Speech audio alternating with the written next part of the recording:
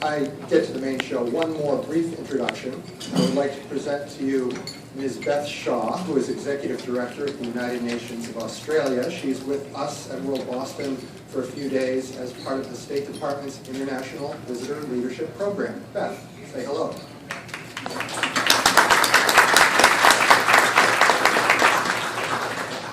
So in our role as a Center for International Visitors, we host some 500 delegates, like Beth, throughout the year.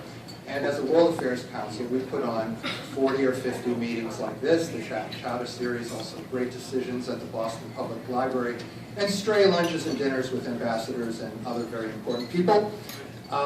We're talking tonight about Lee Kuan Yew, who is, as is described early on in Dr. Allison's book, as the leader's leader and the mentor's mentor, the strategist's strategist. Well, tonight we have his insights via Dr. Allison, who is the public policy guru's guru. Graham Allison is director of the Belfer Center for Science and International Affairs at the Harvard Kennedy School, and where he is also Douglas Dillon Professor of Government. As founding dean of the modern Kennedy School, under his leadership from 1977 to '89, an undefined program grew nearly 20-fold into the premier professional school of public policy and government. Dr. Allison has served as special advisor to the Secretary of Defense under President Reagan and as Assistant Secretary of Defense for Policy and Plans under President Clinton, where he coordinated DoD strategy and policy towards Russia, Ukraine, and other states of the former Soviet Union.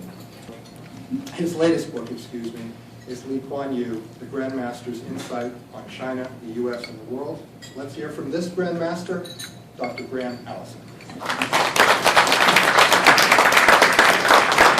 Very good question and a very important point. So, and when he's trying to tell the optimistic story about the future of China, he thinks the combination of modernization, which the Chinese are into, which is the driver for the rise of China, and globalization, where ideas are now in everybody's head, and the globalization that includes technology, which means smartphones, which are pervasive in China today, make it impossible then for a government to deny people information, so they know a lot about what's happening in the world. And then he emphasizes thirdly, as you say, exchanges in which a huge number of Chinese come to the world, including especially the U.S., to be educated, especially in science and technology, which is both in Lee Kuan Yew's view and in his view, the Chinese leadership's view, the most powerful driver in this space. But in the course of coming to the U.S., become part of what some people call the golden billion, or the global cosmopolitans. That is, people whose minds and ideas are shaped not just by being Chinese, but by being international people. So I'd say you got this combination of factors. And I think one of the very powerful things that happens through exchange programs of all sorts is that a person like Xi Jinping comes here, learns a lot when he's here in the first instance. Has that impacted his views of the world? It for sure has impacted them hugely. So I think that, unfortunately there are not enough Americans that go to China, that's the other side, because as Americans we don't speak anything but English, so shame on us. But I would say that